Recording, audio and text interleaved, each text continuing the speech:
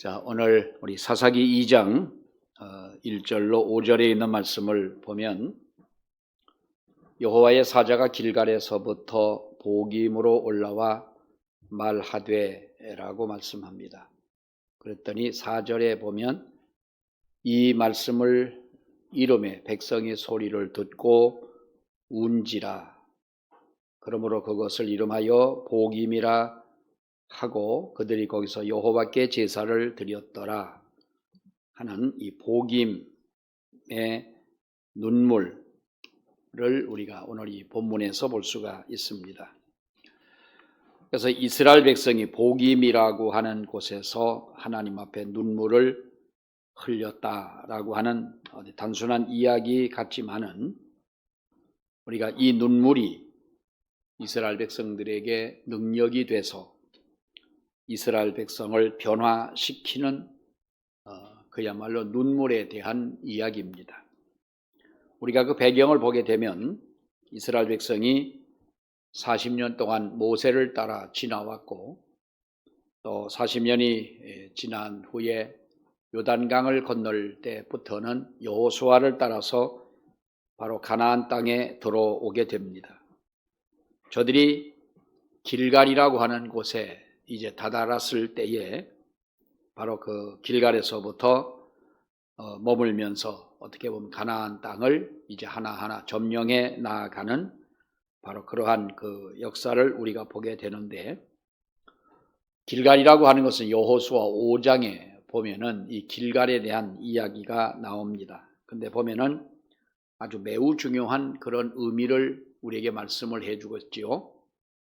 그들이 그곳에서 할례를 거행했다 이렇게 말씀을 합니다. 40년 동안 광야를 지나는 동안에 광야에서 태어난 그러니까 그 출애굽 2세들이죠. 2세들에 대한 할례를 그들이 광야에서 거행하지를 못했습니다. 할례를 행했다 하는 이야기도 없고요. 이제 가나안 땅에 들어와서 저들이 제일 먼저 행한 것이 뭐냐 하면은 바로 40년 동안 광야에서 태어난 제2세들의 그 할례를 거행하는 바로 그러한 일이었죠. 그것은 무엇을 의미합니까? 우리가 하나님 앞에 세례를 받는 것은 이제는 내가 죄악된 세상에서 세상의 사람으로 살아가지 않고 이제는 하나님의 사람으로 내가 살아가겠습니다 라고 하는 이 구별되고 성별된 표시로 우리가 하나님 앞에 회개하고 다짐하며 세례를 받는 것처럼 바로 그들은 광야에서 이제 그 할례를 행하게 됐다라고 하는 것입니다. 그뿐만이 아니라 우리가 길갈에서 그들은 또한 유월절을 다시 지킵니다. 그러니까 보면은 물론 광야에서도 그 절기에 대한 것을 하나님께서 누누이 강조해 주었습니다마는 애굽을 떠나올 때에 애굽 땅에서 마지막 날 밤에 지켰던 그 유월절을 그리고 시내산에 머물면서 그들이 제대로 유월절을 지키지 못했던 이스라엘 백성들이 이제 어떻게 보면 40년 만에 바로 가나안 땅에 들어와서 그들이 유월절을 지키게 됐던 것이죠. 이것은 무엇을 말합니까? 저들이 40년 동안 하나님의 은혜 가운데 살아왔지만은 불순종하면서 겪어야 했던 40년 광야 생활이 이제는 끝났다라고 하는 것을 말해주는 것이고, 어떤 하나님과의 새로운 관계를 맺게 됐다라고 하는 것을 의미하는 것이 바로 할례를 거행한 것이고 또 유월절을 지키는 것이라는 거지요. 이 길갈이라고 하는 길갈의 뜻이 뭡니까? 길갈의 뜻을 아는 분. 길갈의 뜻이 뭐예요? 자, 길갈의 그 의미는 굴린다 하는 말이 굴리다, 돌을 굴려 떨어뜨리다. 또 그 의미 속에는 다시 시작하다라고 하는 이런 그 의미가 담겨져 있어요. 근데 길갈은 뭐예요? 굴려 떨어뜨리다라고 하는 것인데, 이 길갈이라고 하는 곳에는 우리가 역사적으로 본다면 사울이 이제 왕이 됩니다. 나중에 이 사울이 길갈이라고 하는 곳에서 처음 그가 왕이 돼서 왕으로 추대된 권력이 시작된 곳이에요. 다시 말하면 사울이 정치적 고향이 바로 이 길갈이었다라고 하는 것이죠. 우리가 나중에 성경을 보면은 기록한 것을 보면은 아말렉과의 전쟁에서 돌아오다가 그런 길갈을 향해서 돌아올 때에 길갈에 이르기 전에 카르멜이라고 하는 곳에서 자기를 위해 거기에다가 기념비를 세웁니다. 그러니까 승리의 영광을 하나님 앞에 돌리지 않고 자기 자신에게 바로 이러한 자신을 기념하는 이런 기념비를 세우게 된 것은 자신에게 영광을 돌리게 된 것이죠. 그러다가 마지막 하나님 앞에 버림을 받고 그런 바로 비참한 최후를 만나게 되는데, 여러분, 사울은 사울뿐만 아니라 사울의 왕가가 모두가 자식들마저도 하나님 앞에 이렇게 벌을 받지 않습니까? 그러나 이스라엘 백성들에게 있어서 이 길갈은 어떤 곳이냐? 하나님 앞에 새로운 모습을 보인 곳이다 라고 하는 거예요. 새로운 모습을 보이는 곳이다. 우리 믿음을 가지고 살아가는 우리 성도들에게는 저마다 어떠한 이런 길갈이 있으리라고 생각을 합니다.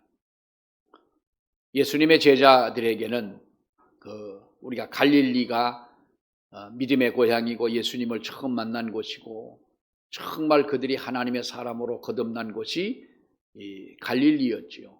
그러니까 예수님께서 십자가에 달려 돌아가시고 나서 부활하시고 난 후에도 뭐라고 그럽니까? 어디서 만나자? 갈릴리에서 만나자라고 하는 어떤 최초의 주님을 만났던 것을 상기시켜주는 우리가 그 말씀을 합니다마는, 우리가 이렇게 믿음 생활하는 성도들에게 있어서는 누구나가 이런 길갈 같은 곳이 우리가 있으리라고 생각을 합니다. 이때 길갈에 마치 그 옛날 호렙산에서 모세에게 여호와께서 임재하셨던 것처럼 바로 여호수아에게 이 군대 장관이 나타나, 우리가 하나님의 군대 장관이 그 모습을 보이지 않습니까? 나타난 것을 우리가 볼 수가 있는데, 이 길갈에서 하나님의 만남 이후에 하나님의 인도하심을 따라서 그들은 바로 가나안 땅을 정복할 수가 있게 된 것입니다. 그래서 이 길갈은 이스라엘 백성들에게는 매우 중요한 의미를 갖는다는 거지요. 저들이 하나님의 백성으로 다시 태어났습니다. 그리고 하나님과의 약속을 새롭게 그들은 다짐하며 세운 곳이 바로 이 길갈이었습니다. 그리고 하나님의 인도로 가나안 정복에 나설 수 있게 된 것도 바로 이 길갈이었고 하나님의 은혜였습니다. 그러니까 저들의 영적인 중심지다. 어떻게 보면 이스라엘 백성들이 가나안 땅에 들어간 이후에는 바로 이 길갈이라고 하는 것은 영적인 고향이다 라고 할 수가 있는 거지요. 자, 이들이 이제 가나안을 승승장구하면서 이제 가나안 땅을 이렇게 차지하게 됩니다. 그러다가 이제 세월이 흘렀지요. 여호수아마저도 이제 하나님께서 그를 불러 가셨습니다. 그리고 영적인 길갈의 지도자들도 다 죽었습니다. 가나안 땅 거점 지역은 정복을 했지만 아직도 정복해야 될 땅들이 남아 있습니다. 저들이 본거지를 이제 길갈에서 어디로 옮겼느냐 하면은 바로 보김이라고 하는 곳으로 이제 옮겨집니다. 그들의 본거지가 옮겨진 거지요. 그런데 저들의 영적 상태는 예전과 같지를 않았다는 것입니다. 하나님과의 약속을 제대로 지키지 않습니다. 이방인과 타협합니다.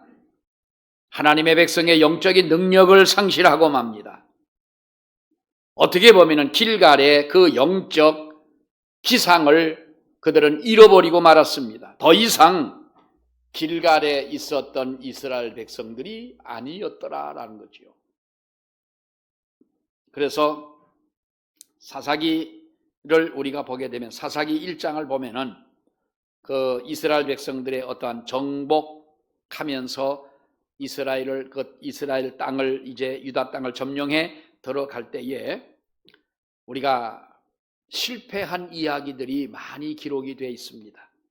사사기 1장 19절에 보면 그들을 쫓아내지 못하였고 29절에도 가나안 사람을 쫓아내지 못하며 30절에도 쫓아내지 못하였으나 31절에도 보면은 쫓아내지 못하고 33절, 34절 오히려 아모리 사람들에게 이스라엘 백성이 쫓겨나기까지 했다. 이렇게 쫓아내지 못했다라는 싸움에서 실패한 바로 그 이야기들이 여기저기 기록된 것을 보게 됩니다.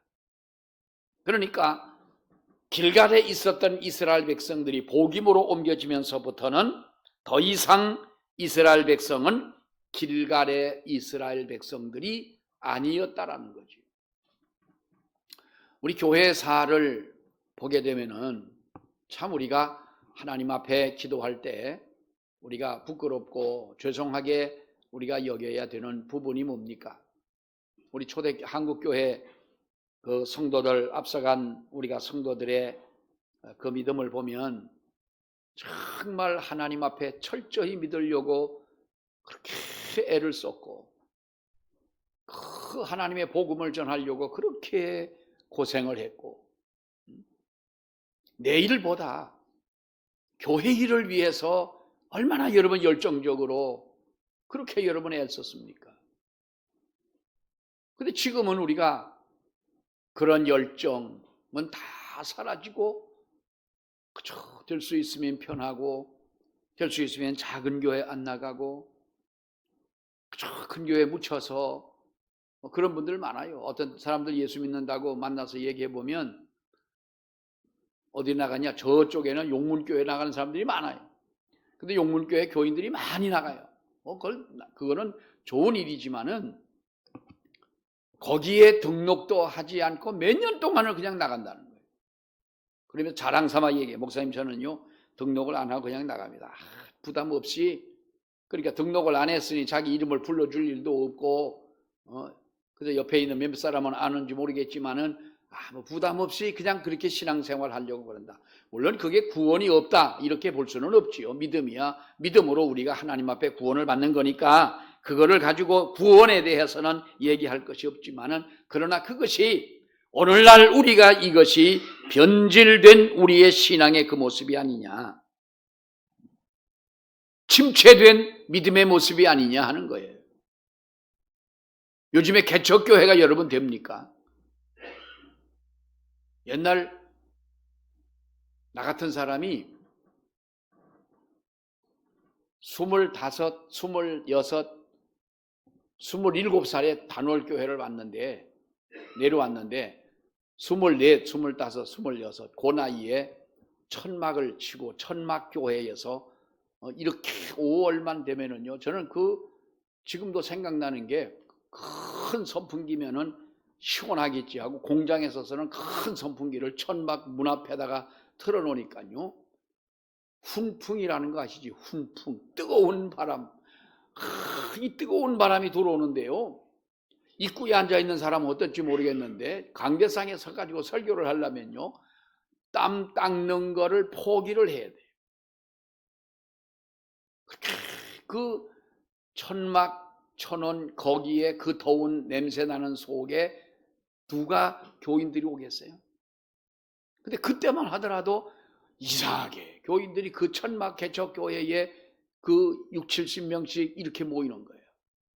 참 신기하고 놀라운 일이에요. 그 시절에 제가 뭘 설교를 하면은 여러분 설교하고 났는데 내가 뭔 설교했는지 나도 모르겠어. 근데 그 양반들이 뭘 알겠어요. 나도 하나님의 감동이 없고 은혜도 설교해야 되겠다고 하는 어떤 강박관념에 또 말은 또 얼마나 빨라요.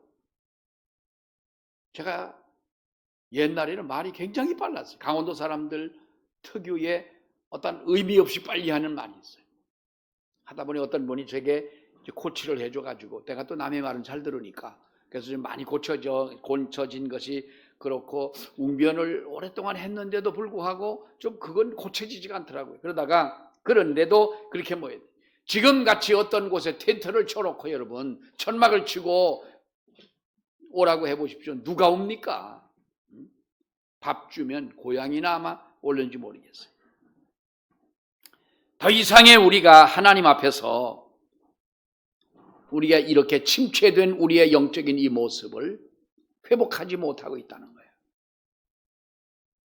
복음이라고 하는 것은 여러분 참담한 실패와 좌절이 있고 영적인 어두움이 있고 그야말로 영적인 침체를 상징하는 것이 바로 이 복음이었다고 하는 거예요. 그래서 그들이 오늘 이 성경에 보면은 복음이라고 하는 곳에서 하나님의 사자의 음성을 듣고 눈물을 흘렸더라라고 하고 있습니다. 여러분, 믿음은 우리가 얻는 것도 중요하지만 하나님께서 우리에게 선물로 주시는 이 믿음을 우리가 얻은 것도 중요하지만 정말로 내가 믿음을 가지고 하나님 앞에 구원의 확신을 가지고 살아간다면 내 믿음을 지키는 것이 더 소중한 줄로 여러분 믿습니다. 은혜를 받는 것도 중요합니다. 그러나 하나님이 내게 주신 그 은혜를 내가 간직하는 것이, 지키는 것이 더 중요하다고 하는 것입니다. 길갈의 영적인 축복도 중요했지만은 그 축복을 지키는 것이 더 중요하다라고 하는 것이지요. 그래서 이스라엘 백성들의 이 복음에서 흘린 이 눈물은 믿음을 잃어버린 것에 대한 어떻게 보면 후회와 그 안타까움으로 하나님 앞에 흘린 눈물이다라고 볼 수가 있겠습니다. 하나님 앞에 나의 믿음을 발견하고 내 믿음의 상태를 우리가 깨닫고 복음의 그 눈물이 저와 여러분에게 있기를 여러분 축원합니다. 우리가 잃어버렸다면 성경에 보면 그러죠. 에베소 교회의 잃어버린 첫 사랑을 회복을 하라.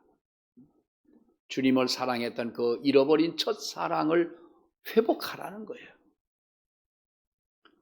기독도가 천성을 향해 가다가 어느 한 쉼터에서 하도 피곤해서 잠을 잤지요.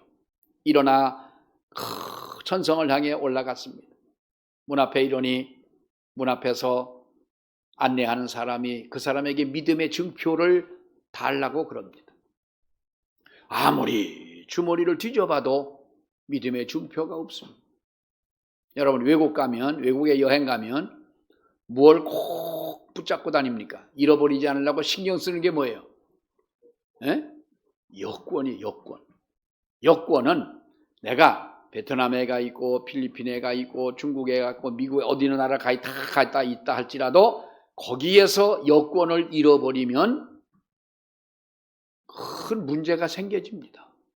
우리나라에 비행기 탈 수 있습니까? 없습니까? 못합니다, 여러분.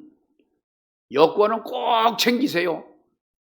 가방에다 넣어가지고 뒤로 매지 말고 앞으로 꼭 메고 꼭 붙잡고 이거를 잊어버리면 안 되기 때문에 여권 잃어버리면 여러분 국제 미아가 됩니다. 이 기독교가 믿음의 증표가 없는 거예요. 여권을 잃어버린 거예요. 가만히 생각을 해보니 내가 어디서 잃어버렸냐. 피곤해서 쉬던 그 정자에 와보니 거기에 믿음의 증표가 떨어져 있다는. 이건 여러분 존 버년의 이 철로 역정에 대한 이 글입니다만은 어떤 상징적인 어떤 이야기지요. 어떠한 경우에라도 우리는 이것을 회복해야 된다. 주저앉아 있으면 안 된다는 겁니다. 일어나서 다시 우리가 시작을 해야 된다. 이스라엘 백성의 복음의 눈물을 잃어버린 것에 대한 후회와 안타까움의 눈물이기도 하지만은 다시 시작하고자 하는 회개의 눈물이기도 했던 것입니다. 우리가 복음에서 오늘 이 성경 말씀을 보게 되면 복음에서 하나님의 사자가 이스라엘 자손들에게 이 말씀을 할 때에 이 백성들이 소리를 듣고 울었다. 이렇게만 성경은 말씀을 합니다. 이 눈물이 무엇을 의미합니까? 하나는 1절의 말씀을 보면 여호와의 사자가 길갈에서부터 복임으로 올라와 말하되라고 말합니다. 길갈에서부터 복임으로 올라와 여호와의 사자가 그들에게 말을 하였더라. 말씀드린 대로 길갈은 이스라엘 백성들이 하나님 앞에 할례를 행했던 곳이고 유월절을 지킨 곳이고 하나님과의 약속을 맺고 그 약속을 철저히 지켰던 곳이 바로 길갈이었습니다.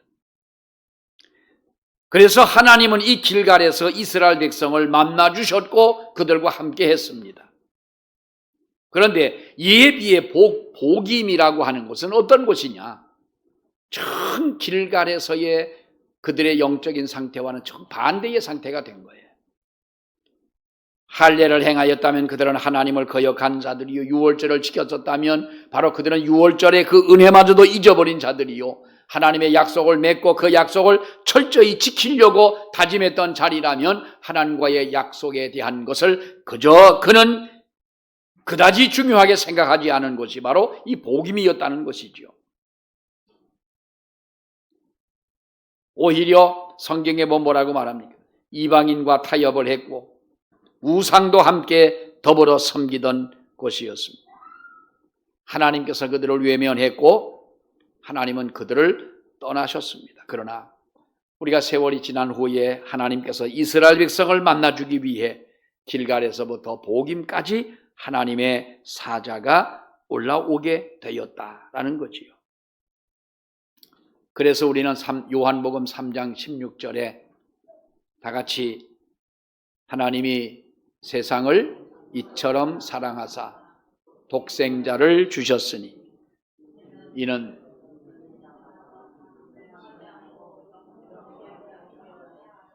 그렇죠. 모르면 고개만 끄덕거려도 아 저분 알고 있구나 그래요. 자 거기 뭐 하나님이 세상을 이처럼 사랑하사라고 그랬어요. 이처럼 사랑했다. 이처럼이라는 것이 뭡니까? 사랑하사 독생자를 주셨다라는 거예요.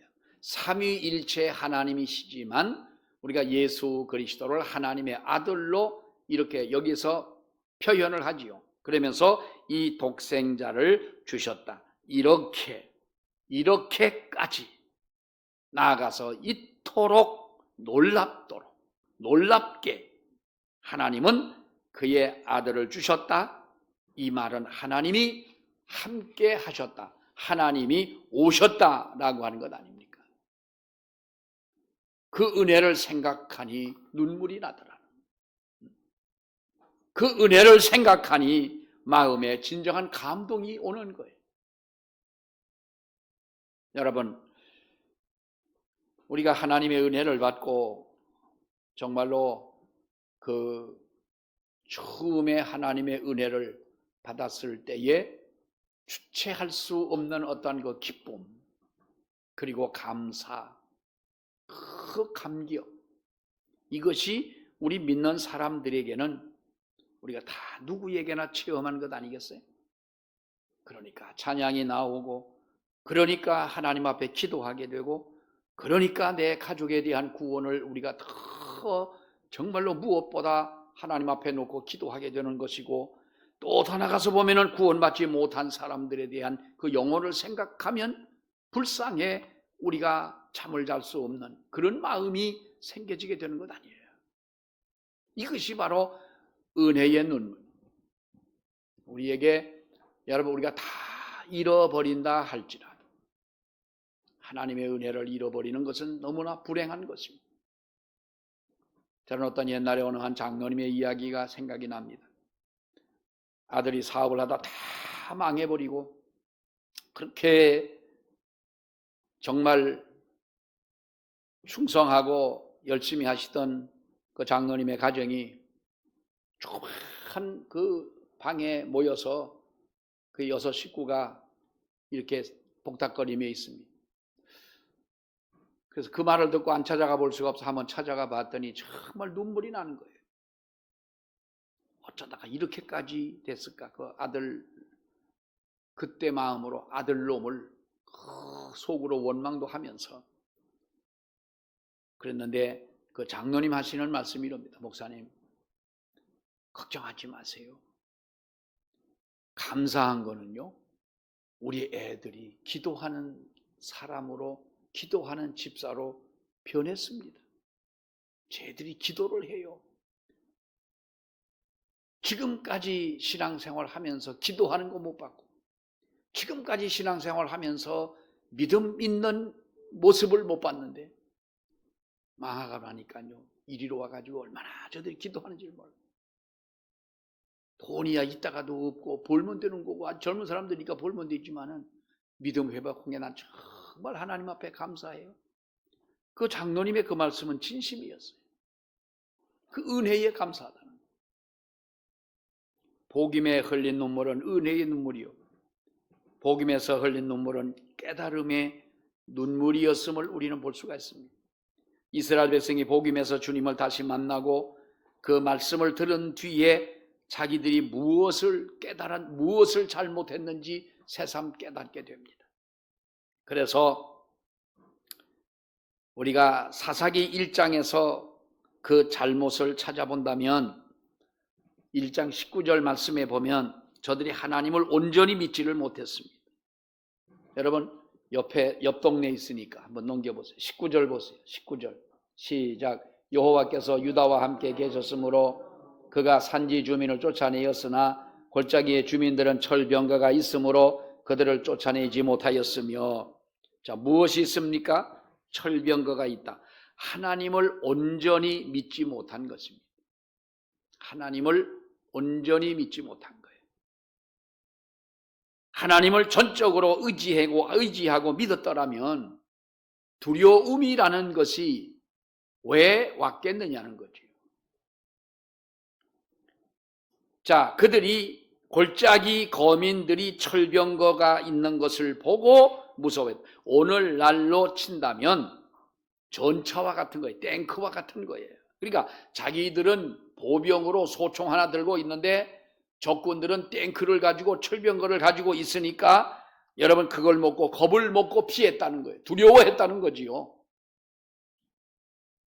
뭐 상대방이 그러면 상대적으로 두려운 마음을 갖는 것이 어떻게 보면 인간이기 때문에 당연하다고도 볼 수가 있겠지만은, 그러나 우리가 신앙을 가지고 사는 사람들이었다면 그것을 가지고 두려워해서 되겠느냐.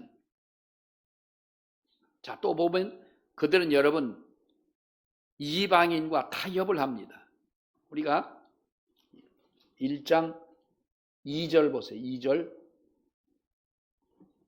1장 2절 시작. 여호와께서 이르시되 유다가 올라갈지라 보라 내가 이 땅을 그의 손에 넘겨주었노라 하시니라.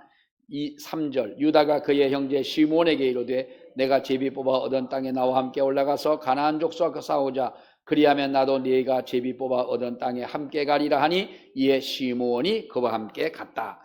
유다 지파는 하나님의 그 땅을 가기 위해서 시므온이라고 하는 이 지파와 타협을 합니다. 또 26절의 말씀을 보면 26절 시작. 그것의 이름을 루스라 하였더니 오늘날까지 그곳의 이름이 되니라. 그 사람이 누구를, 어떤 사람들입니까? 햇사람의 땅에 들어가서 성읍을 건축했다 그랬어요. 여기 보면 그 유다 지파는 시므온 지파와 타협을 하고 요셉 지파는 햇사람과 타협을 합니다. 27절 이하의 말씀에 보면 셀 수 없이 많은 이방인들과 타협을 합니다. 그러니까 이걸 뭘 의미합니까? 하나님을 전적으로 의지하는 것이 아니라 이방 사람들을 가까이 하고 그들과 타협하고 그들과 함께 뭉쳤다는 거예요. 어떻게 보면 현실적으로 유리한 방법을 따라서 타협을 하고 만 것입니다. 이제 여호와의 사자가 말씀하시는 것을 듣는 동안 저들이 그것을 깨닫기를 시작을 한 거지요. 깨달은 거지요. 물론 깨닫는 것도 하나님의 은혜이지만은 하나님께서 그들에게 깨닫게 하시는 영을 부어서 그들이 잘못한 것, 이방인과 타협한 것, 우상을 숭배한 것, 수없이 이방인들과 이렇게 결탁했던 모든 일들을 생각하며 울기를 시작하였더라. 이것이 복임에서 흘린 눈물이었다는 거예요. 오늘 우리도 하나님의 말씀대로 살지 못하고도 우리는 무엇을 잘못했는지 모르는 경우가 많아요.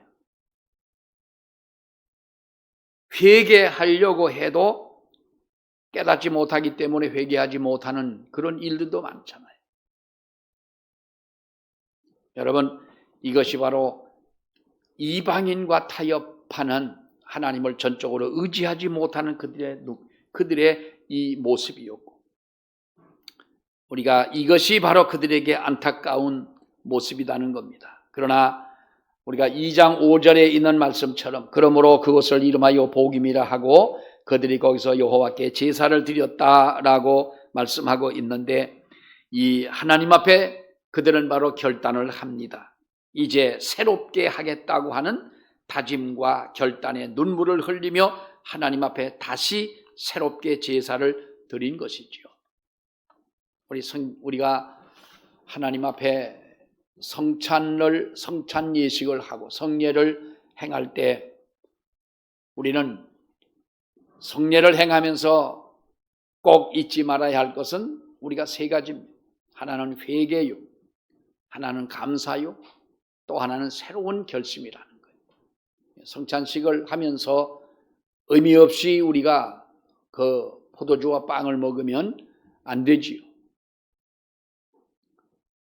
회개하는 마음으로 우리가 이 하나님 앞에 성찬에 참여하고 나 같은 사람도 이렇게 참석할 수 있도록 하심을 감사한 마음에 참여를 하고 새롭게 하나님 앞에 살겠다고 하는 마음으로 우리가 결심을 다짐하는 마음이 우리가 성찬에 참여하는 마음인 거예요.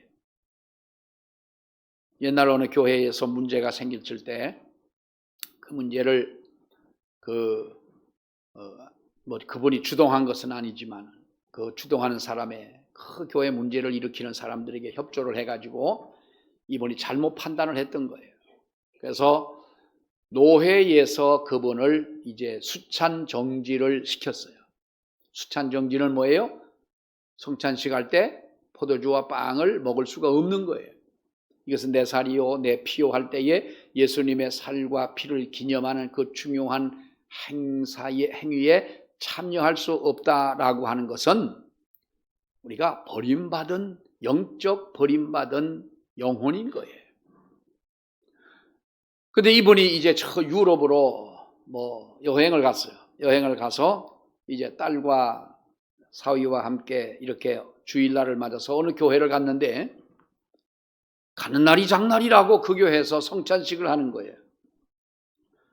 그럼 이분이 거기서 성찬식을 참석을 해야 됩니까? 못 해야 됩니까? 안 해야 됩니까?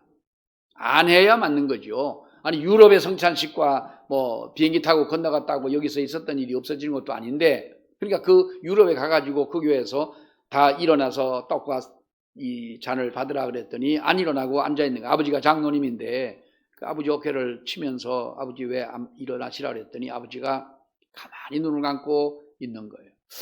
그 성찬식을 마치고 난 다음에 딸이 아버지한테 물었어요. 집에 들어서 아버지 왜 성찬식 하는데 왜 참여를 안 하셨냐? 그러니까 아버지가 참 어렵게 입을 띠고 말을 했어요.